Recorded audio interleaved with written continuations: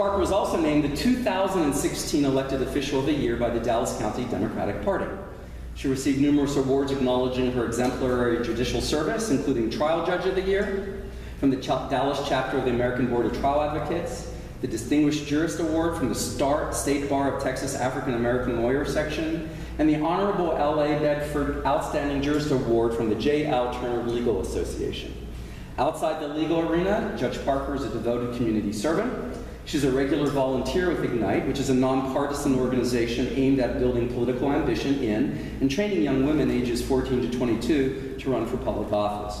Her personal and professional mantra is shrink from no sacrifice in one's service of God, family, and community. I just promoted you. Or maybe demoted you, depending on your perspective. Okay. Judge Parker is going to serve as our moderator tonight, and now I'm going to turn it over to Judge Parker for the rest of the evening.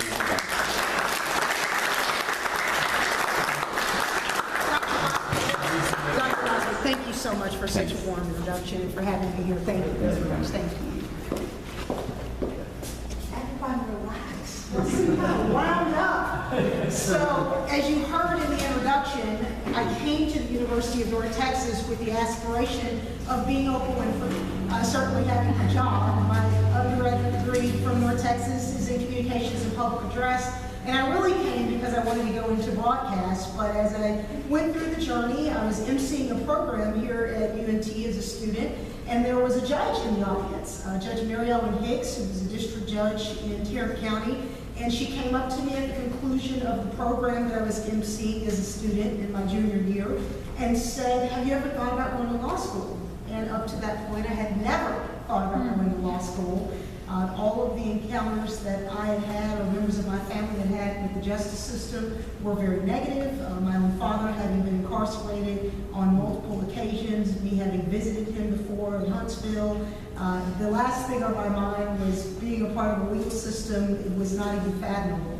But because of that fateful day and her comments to me, I started to think about it and ultimately decided to pursue the legal profession and becoming a lawyer. And I'm grateful to Judge Mary Ellen Hicks, with whom I am in touch still today, for her coming to that Black History program on campus at UNT back in 1992, and for me getting the opportunity to be inspired by her. So that took me a little bit away from what I came here for, but now I'm back and I get to kind of be a talk show host. So let's have some fun with this.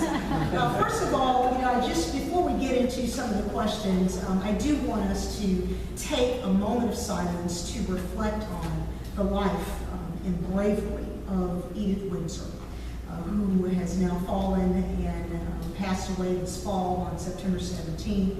Certainly, we all know what she contributed to the movement in bringing the lawsuit that ultimately got rid of the Defense of Marriage Act, and I think most people would agree really opened the door and set the stage for the decisions that came after. So a moment of silence for Edith Windsor.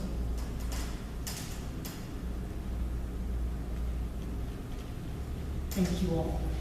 Now, before really turning to the specific questions, one of the things that I think it's so important for us to do as an audience, and certainly for me as a moderator of the panel, is to really get us thinking about how difficult this is. Frederick Douglass said, "Those who profess to favor freedom and yet deprecate agitation are men who want crops without plowing up the ground."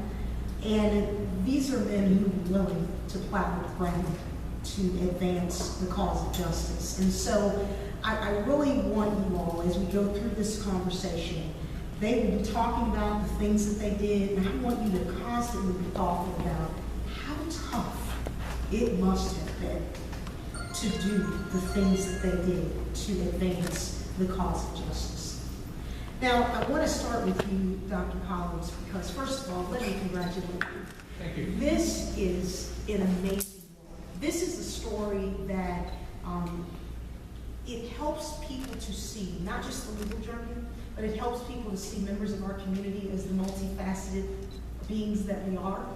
And I want to talk about the Facebook communication that you sent that kind of sparked you all's discussion about you writing the book. back in November of 2013 where you suggested that they be journaling about what they were going through. Tell me what was going through your mind and why you thought their story was so compelling. I think you even suggested in that message it might make a great book one day. I did. Yes. So I didn't tell intend us to more write about about that particular book. Yeah, this book had an accidental start. Maybe that's why it ultimately got called Accidental Activist. Because I was Mark's professor, as another Mark mentioned here, back in 1978. I walked into a classroom on a hot August day, and there was this bright red-headed kid staring at me. It was a small liberal arts college, and Mark took a number of classes with me. We got to be friends. We stayed in touch.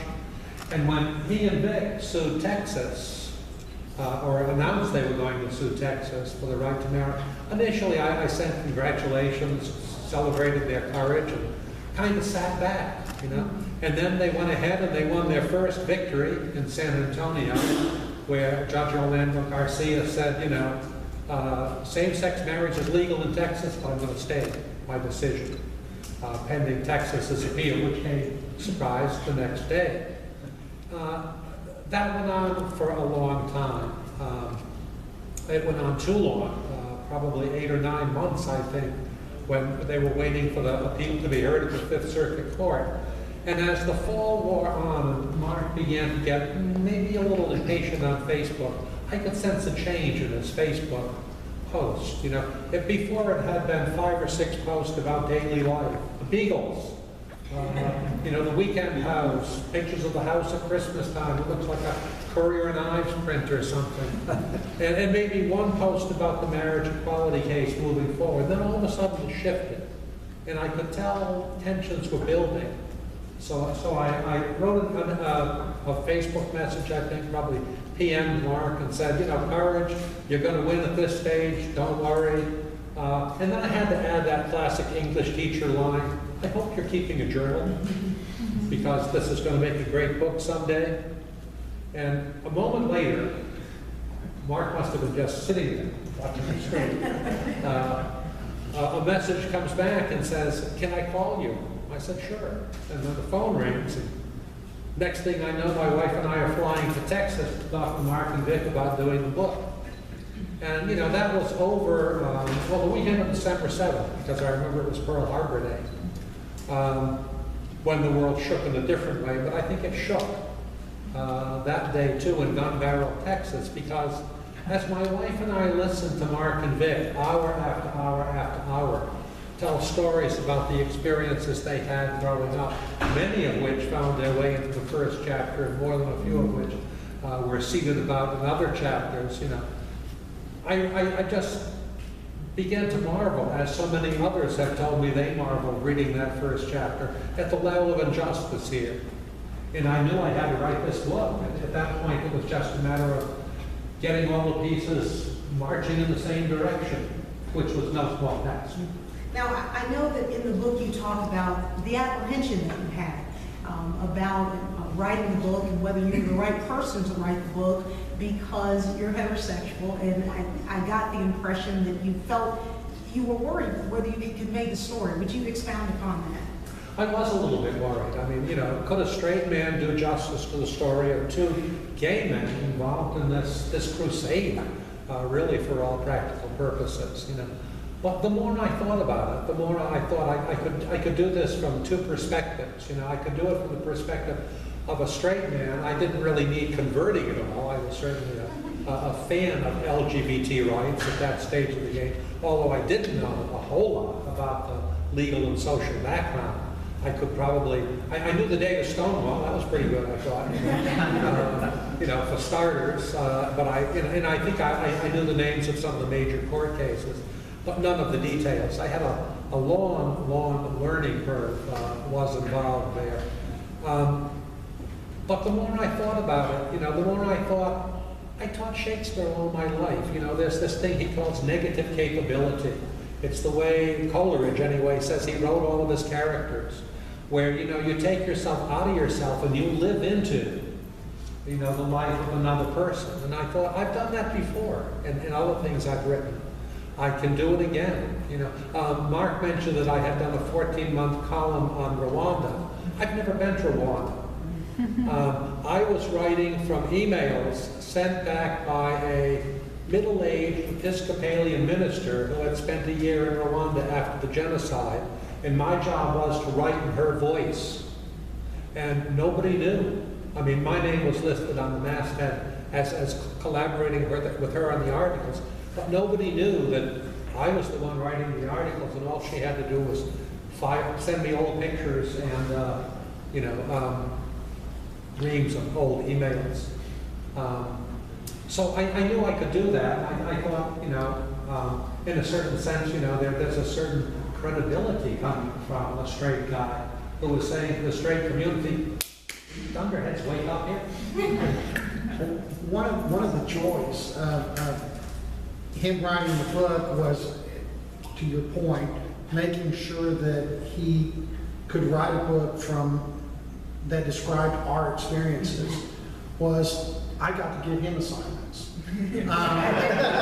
So literally after he agreed, I went on to Amazon, and I think I ordered him 8 books. One on LGBT history, one on court cases, and one on Prayers for Bobby about a mother and a child, the child who commits suicide because of the oppressive religious right influence, one on history of gays in the military, a variety of books. And I sent him and said, you have to read, and I'm telling you, he read them. It was I read that impressive. about 3 times that number more. Yeah, I didn't quit. I kept sending him once. Mark was my unpaid research assistant on this. The phone would ring and I'd say, "Oh, damn it, Mark." And I have in my study at home, much to my wife's chagrin, 4 large plastic file boxes that are about this long with articles I printed out, a lot of it new stuff, a lot of it, deeper research that I printed out for this project. I can't quite bring myself to move it out of the study and into the garage yet, although my wife is encouraging me. Maybe Mark Bostwick. Okay. Yeah, donate it to the library. There you go. They're at home, yes. Well, I think what you've done is certainly more than just pulling it off. This is a remarkable work that you've put together, and when I read it, and of course I know Mark and Vic, and I could hear them as I read the book. I could hear them, I could hear the excitement that I can count on coming from Vic, and I could hear everything that I know about them and the way that they talk. I just felt it all when I was writing the book, so you've captured it beautifully. Thank you. I really think that you all are going to have a wonderful time reading the book. I want to back up a little bit because one of the things that I appreciated so much about the book is the time that you took to really focus on Mark and Vic, not as activists, but as the human beings that they are, the couple that they are, the individuals that they are. And so I want to back up and give you all the opportunity to tell us a little bit more about how you met and your family life. I know that you both are very involved with your nieces and nephews and traveling with them and your family in general. And so to share with us the story of how you met back in San Antonio. Yeah, that's the easy one. This is softball. So when I was in the Air Force, I was stationed at Brooks Air Force Base in San Antonio, and a friend of mine he was a physician, and he was getting promoted, and he was transferring to Korea, and it was his birthday, and all these things were happening. There was a big party for him, and he invited me to that. So I went to this party. It was an LGBT party. It was LGBT friendly, so everyone there was in the community, and it was a family affair. And I had a date later that night, so my plan was just to show up, say hi, happy birthday. His name was Mark also. It's a coincidence. Mark Ricker Steve, right? So I was going to show up, say hi, happy birthday, and then shuffle off to my date. I did. I was there for a little while. I had to keep moving because there were mosquitoes. It was the middle of May, so that's mosquito season. And there was also this annoying guy that kept talking politics. So I would move to a room, the mosquitoes would follow me, and then and finally I ran out of rooms. And well, I guess that's my time today. So I made my goodbyes, and as I was leaving, my friend Mark had said, "Hey, Mark Ferris wants to ask you out." And I said, "Oh, wait, I can only date one person at a time. I'm in the Air Force to begin with, but I just don't have the brain power for one person." One. So I said, "I'm fine with everybody. If we want to go out as friends, group things, bowling, or cheesy, whatever. But no, not like a romantic thing. So just make sure that that's perfectly clear." I said, "Yes, gotcha." So after about, I went out on my date. The guy that I was seeing at the time didn't work out very well. But only a couple of days after the party the birthday party, Mark called, and he wanted to go out. But he said, "Hey, some friends and I are going to have dinner." That's exactly what I said. This is perfect. So, all right, we go out on this date, and it was a date for one of us.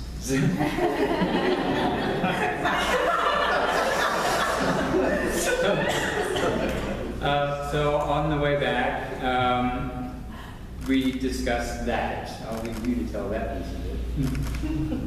What? There's not much to tell. I paid for the meal, and then found out that that was a useless expenditure.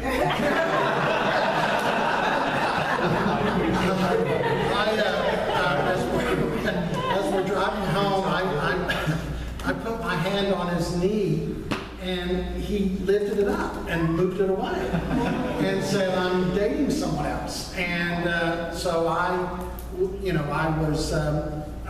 had mixed reaction to that. One was darn, and then the second was, and then the second was, he's faithful. So, and in any event, I want to be his friend. So we hung out as friends, and eventually he and this other fellow broke up. And the minute he did, I pounced. And I invited Vic out, and our first day, this is kind of along the lines of what you were just you mentioned earlier about how you got into law. I got into law because of going on a Boy Scout trip to D.C. and during 1974, the Watergate issues all in uproar, and they're having protesters in front of the Supreme Court. The Nixon lawyers after this one. exactly. So the Nixon tapes are at issue before the Supreme Court. Anyway, I'm there, and that's what gets my interest later on. I remember when Richard Nixon resigned, August 9th, 1974. So our first day, and how I can always remember it, is it's the anniversary of Richard Nixon's resignation. I understand that somehow Lady Juris came into the mix on the first day. She did. Please tell us how that happened. Well, our first day was a federal club event. I was on the board of directors of the Human Rights Campaign, and we were having a federal club event where you try to get people to sign up and donate $100 a month or $1,200 a year. And so we brought in, and I organized it, brought in various speakers, one of which was Betty DeGeneres. And she's been, as a result of that, she's been a friend of ours since, but she wrote about, I got up and made the pitch for people to give. And I told the story about the first person I came out to at my law firm, a person who I viewed as one of my closest friends. I'd helped recruit him to my law firm. I had babysat, first I was there for the birth of his first child. Was there with his wife, during her pregnancy, the birth of the first child, smoking the cigar, babysat all of their kids. I probably had dinner at their house at least twice a week. Of course, I was also a free laborer, so I put in their yard and a variety of stuff. So I finally decided he must know that I'm gay. And one day in the office, I told him that I was gay. And his reaction was unexpected. His comment was that perhaps his high school football coach was right. Perhaps all gay people should be corralled into a football stadium and had an atom bomb dropped on them. Well, of course, as you know, in the state of Texas, it was then and still is now